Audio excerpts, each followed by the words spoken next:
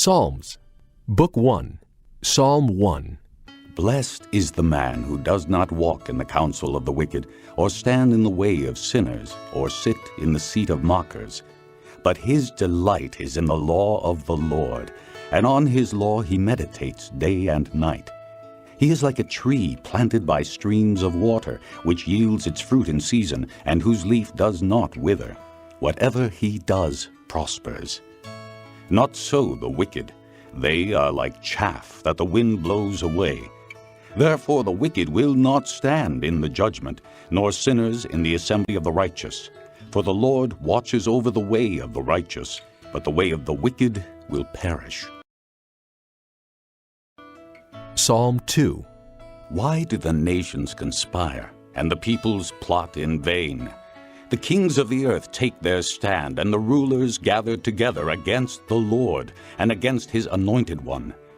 Let us break their chains, they say, and throw off their fetters. The one enthroned in heaven laughs. The Lord scoffs at them. Then he rebukes them in his anger and terrifies them in his wrath, saying, I have installed my king on Zion, my holy hill. I will proclaim the decree of the Lord. He said to me, You are my son. Today I have become your father. Ask of me, and I will make the nations your inheritance, the ends of the earth your possession. You will rule them with an iron scepter. You will dash them to pieces like pottery. Therefore, you kings, be wise. Be warned, you rulers of the earth. Serve the Lord with fear and rejoice with trembling. Kiss the Son, lest he be angry and you be destroyed in your way, for his wrath can flare up in a moment. Blessed are all who take refuge in him. Psalm 3, a psalm of David, when he fled from his son Absalom. O Lord, how many are my foes? How many rise up against me? Many are saying of me, God will not deliver him. Selah. But you are a shield around me, O Lord. You bestow glory on me and lift up my head. To the Lord I cry aloud, and he answers me from his holy hill. Selah. I lie down and sleep. I wake again, because the Lord sustains me. I will not fear the tens of thousands drawn up against me on every side. Arise, O Lord! Deliver me, O my God! Strike all my enemies on the jaw. Break the teeth of the wicked. From the Lord comes deliverance. May your blessing be on your people. Selah.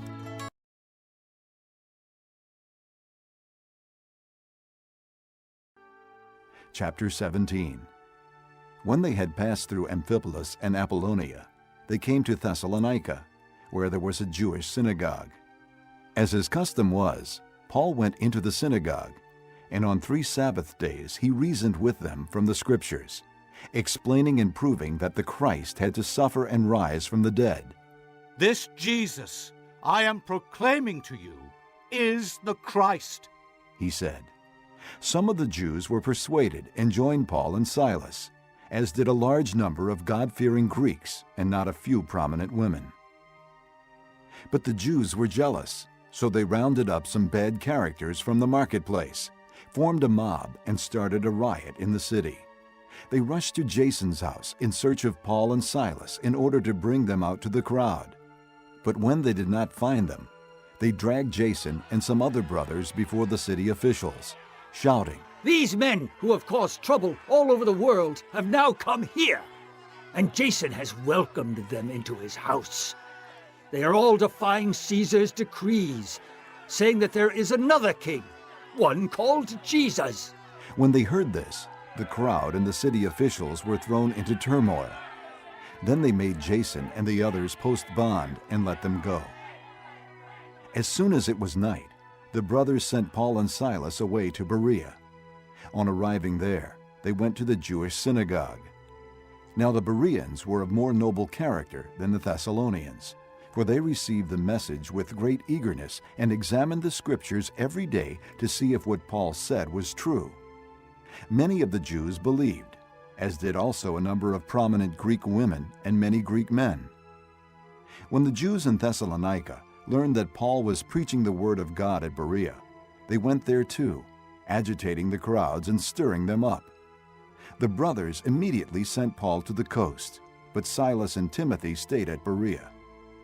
The men who escorted Paul brought him to Athens, and then left with instructions for Silas and Timothy to join him as soon as possible.